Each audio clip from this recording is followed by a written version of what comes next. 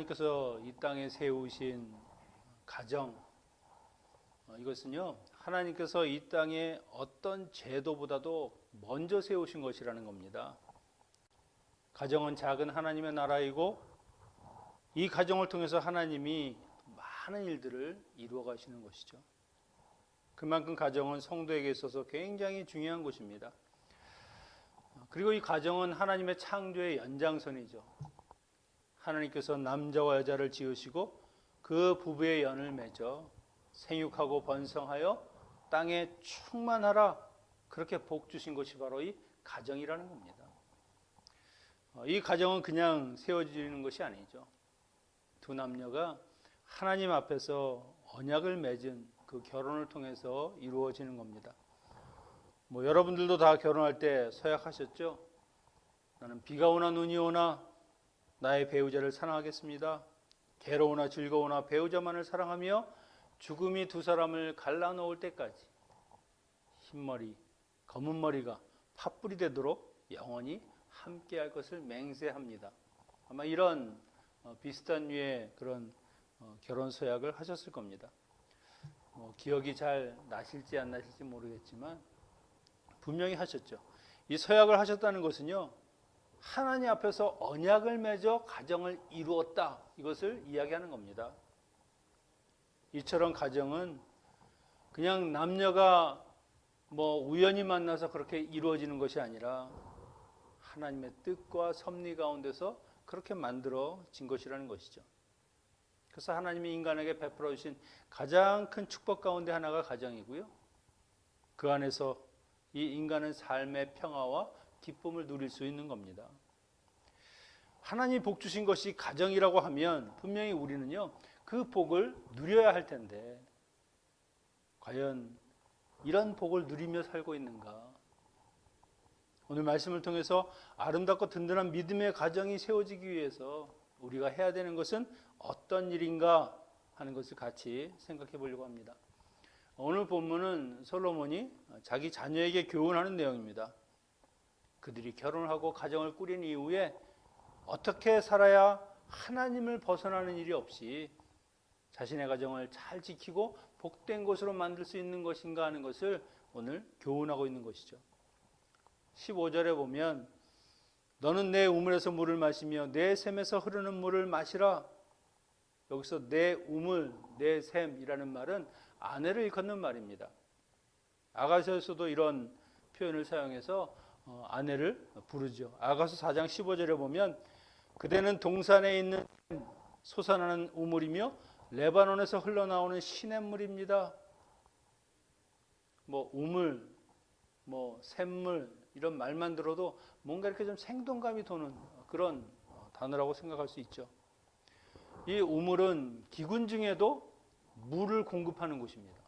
다른 곳이 다 말라도 우물은 물이 나오죠. 그래서 이 우물은 생명수를 우리에게 주는 그런 귀중한 자원이라는 겁니다. 샘물은 땅에서 물이 솟아나는 것입니다. 항상 깨끗한 물을 먹을 수 있도록 그렇게 공급하는 것이 샘물이죠. 이처럼 아내를 우물, 샘물에 빗대어 이야기하는 것은 그만큼 아내라고 하는 그 존재가 우리의 가정에, 우리의 삶에 얼마나 귀중하고 소중한 것인가 하는 것을 이야기하는 것이죠. 그래서 고대 근동 지역에서도 이 우물, 샘물만큼은요 자기의 귀중한 자산으로 여겼습니다. 아내를 다른 표현으로도 이야기하죠. 19절에 보니까 그는 사랑스러운 암사슴 같고 아름다운 암노루 같으니 너는 그의 품을 항상 족하게 여기며 그의 사랑을 연모하라. 암노루, 암사슴 듣기만 해도 굉장히 사랑스럽고 그리고 활동력이 넘치지 않습니까? 아가서에서도 역시 여인을 표현할 때 이런 표현을 쓰는 겁니다. 아가서 8장 14절에 보니까 내 사랑하는 자야 너는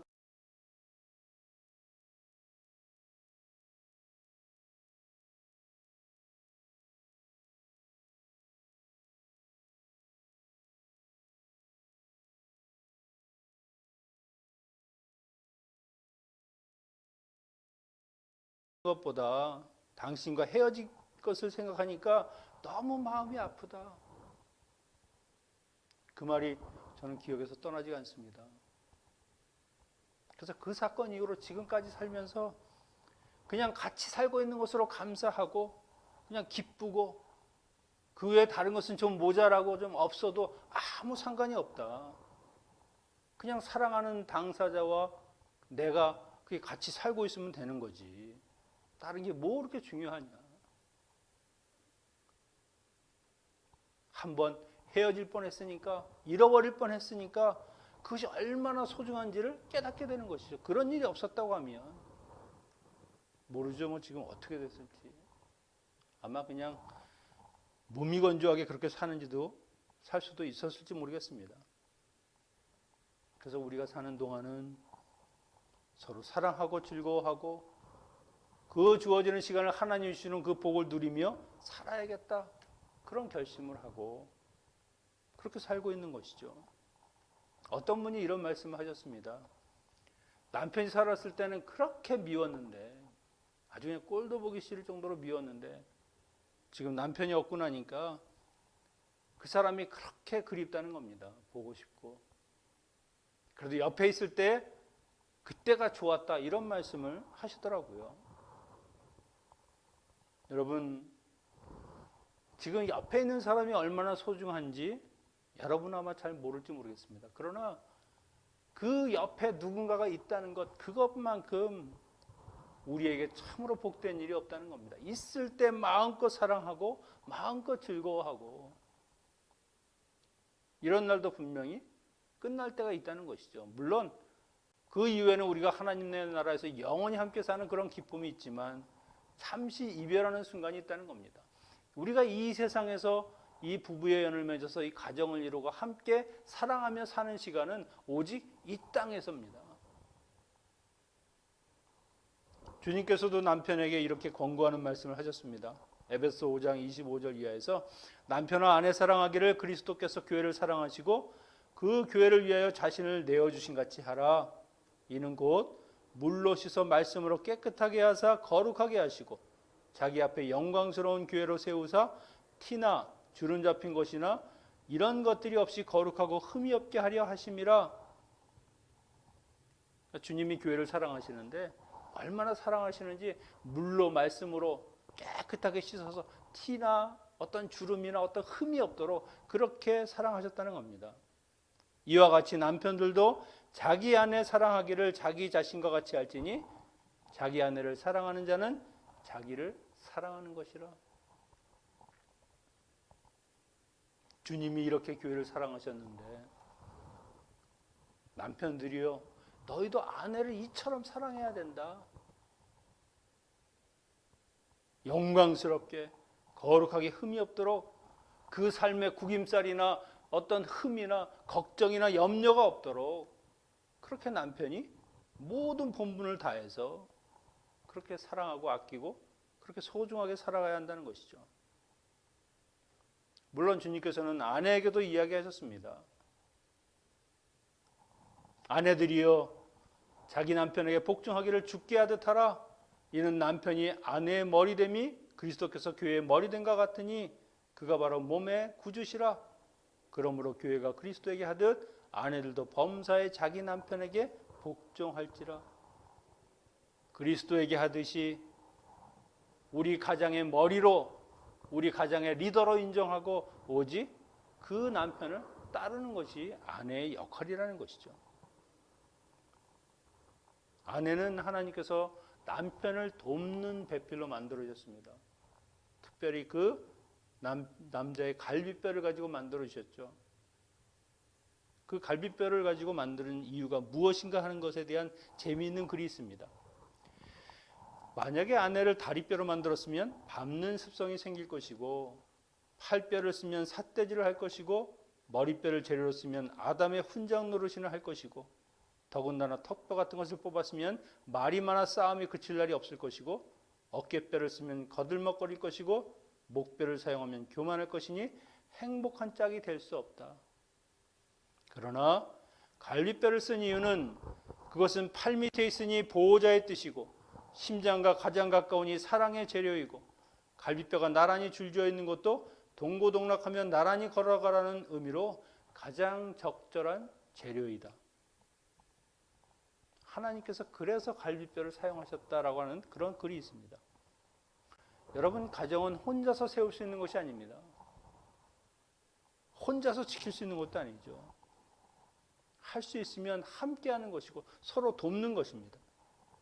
남편이나 아내나 서로 존중하고 사랑하면서 하나님이 만들어진 그 가정을 아름답게 지키는 것, 그것이 하나님이 원하시는 일이고 하나님께서 우리에게 세우신 원칙이라는 것이죠. 결혼에 대해서 생각하는 사람들 중에 두 가지 상반된 반응이 있다고 합니다. 하나는 이 사람 때문에, 또 하나는 이 사람 덕분에. 이 사람 때문에라고 하는 것은 처음에 꿈꾸던 가정과는 전혀 다른 모습으로 사는 사람들일 것입니다. 그 원인이 어디에 있든지 그리스도에게 남편과 아내가 하듯이 그렇게 서로 존중하는 그런 모습이 아니라 서로 남의 탓을 하는 것이죠. 그러나 가정은 분명히 공동체입니다. 공동책임입니다. 나에게도 분명한 책임이 있다는 것이죠. 이 사람 덕분에라고 말하는 가정은 모든 것이 원만하고 아마 기쁨이 있는 가정들일 것입니다. 이런 상대방을 존중하고 사랑하는 관계이며 모든 것이 감사하고 혹시 잘못된 일이 있어도 내 탓으로 돌리면서 다른 사람을 위로하고 용기를 주는 그런 가정입니다. 이 가정 서로 다른 이유는 하나입니다. 서로 존중하느냐 아니냐, 서로 사랑하느냐 아니냐. 남 탓이 아니라 모든 것이 내 탓이라고 이야기할 수 있는 사람이 가정이나 교회나 어떤 공동체에 있다고 하면 그 공동체는 분명히 건강하게 커갈 수 있을 겁니다. 우리의 문제가 뭡니까? 내 잘못이라고 생각하는 사람이 하나도 없고 내가 잘못했다고 고백하는 사람이 없다는 겁니다. 끝까지 남 탓이고 내가 잘했다라고 우기는 데서 문제가 생기는 것이죠. 여러분 어떻게 생각합니까? 그 사람 때문에 그렇게 생각하십니까? 아니면 그 사람 덕분에 지금 이렇게 살고 있다라고 생각하십니까? 혹시 때문에라고 생각한다고 하면 정말 내가 주님이 말씀하신 대로 나의 배우자에게 정말 그리스도가 교회에 하듯이 그렇게 하고 있는가 하는 것을 한번 꼭 생각해 봐야 할 것입니다. 이런 가정을 잘 지키고 잘 꾸리기 위해서 남편에게 교훈하는 일들이 있습니다.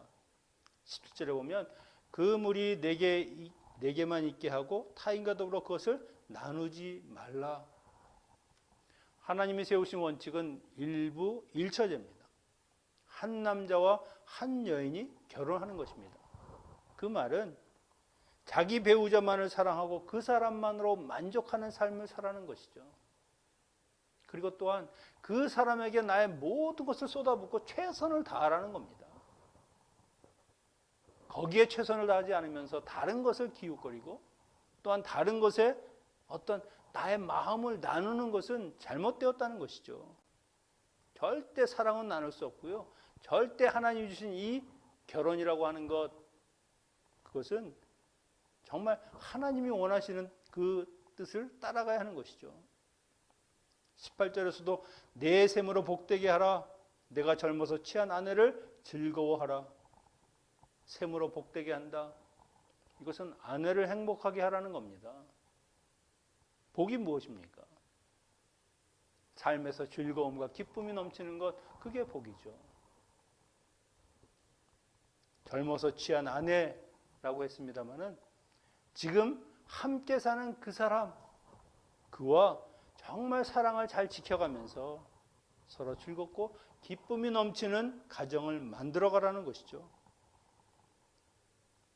여러분, 사람이 자꾸 과거를 너무 기억하거나 아니면 남의 것을 너무 비교하다 보면 내가 왠지 자꾸 위축되고 내가 가진 이 행복이 점점 작아지는 겁니다.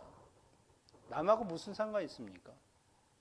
내 가정, 그리고 내 배우자, 하나님이 내게 주신 나의 복이고 내 배필이고 그것으로 만족하는 것이죠. 남은 아무리 이쁘고 미인이고 출중하다고 해도 남일 뿐입니다.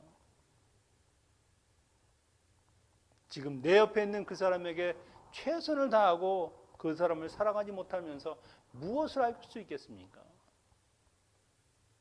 우리가 음녀의 이야기를 봤지만 그냥 쾌락일 뿐이고 거기에 사랑이라는 건 없습니다.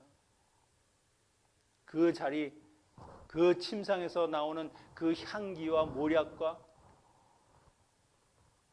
장사 지낼 때 시체에 바르는 그 향기와 똑같다는 것이죠. 솔로몬은 자기 자녀에게 좀 더 실제적인 권면을 합니다. 20절에 보니까 내 아들아 어찌하여 음녀를 연모하겠으며 어찌하여 이방 계집의 가슴을 안겠느냐. 아내만을 사랑하고 그 아내만을 만족하고 다른 생각 품지 말라는 것이죠. 17절에 타인과 나누지 말라, 이 말도 같은 말입니다.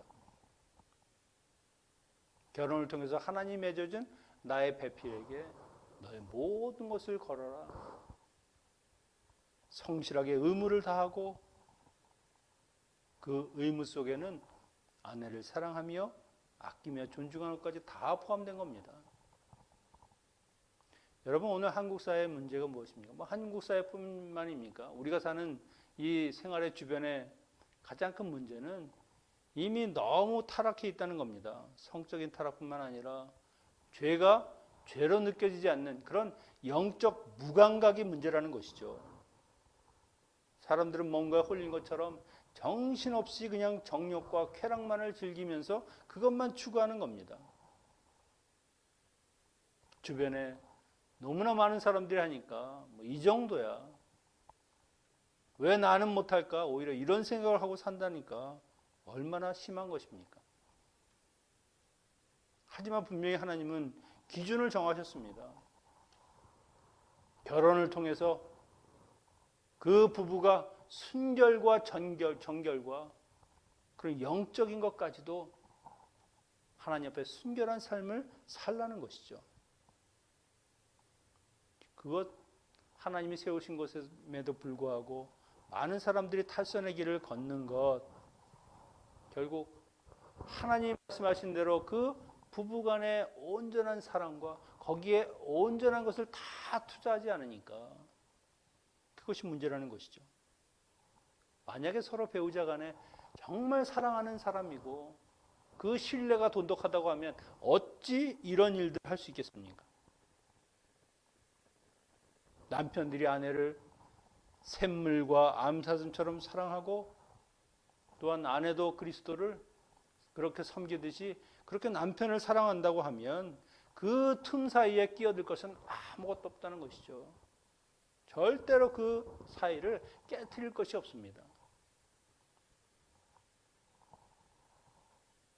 남편이 아내를 사랑하는 것, 이런 가정의 영적인 부분을 잘 못할 때 생기는 일에 대해서도 베드로전서에 이렇게 이야기합니다. 3장 7절에 보니까 남편들아 이와 같이 지식들을 따라 너희 아내와 동거하고 그를 더 연약한 그릇이요 또 생명의 은혜를 함께 이어받을 자로 알아 귀히 여기라. 이는 너희 기도가 막히지 아니하게 하려 함이라. 기도가 막힌다는 것이 무엇이죠?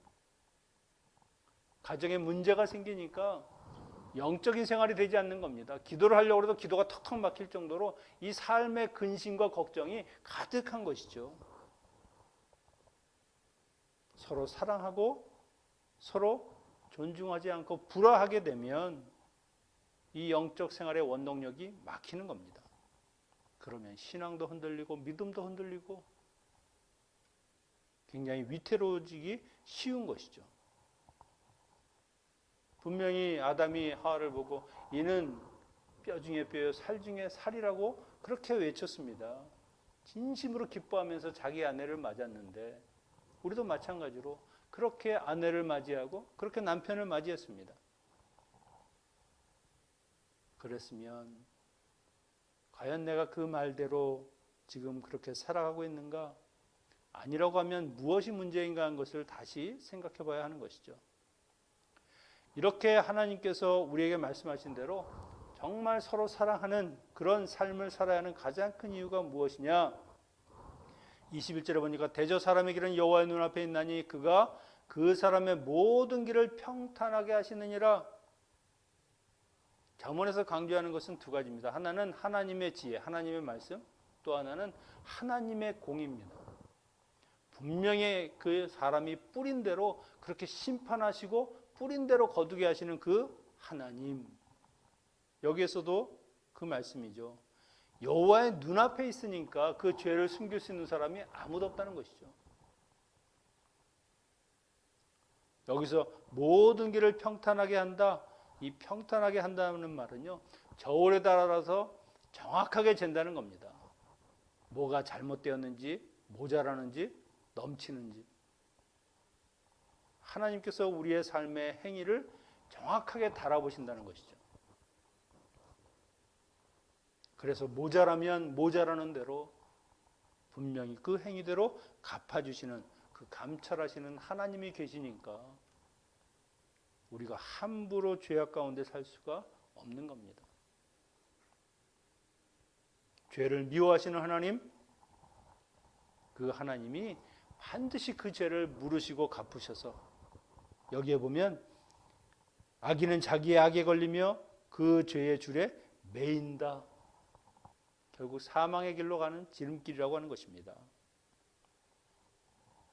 그리고 저희가 계속해서 음녀의 이야기를 봤습니다마는 한 가지 생각하고 싶은 것은, 이렇게 결혼으로 이루어진 가정을 생각할 때 하나님과 우리의 관계, 그리스도와 우리의 관계도 사실은 언약으로 맺어진 그런 결혼 관계와 똑같은 겁니다.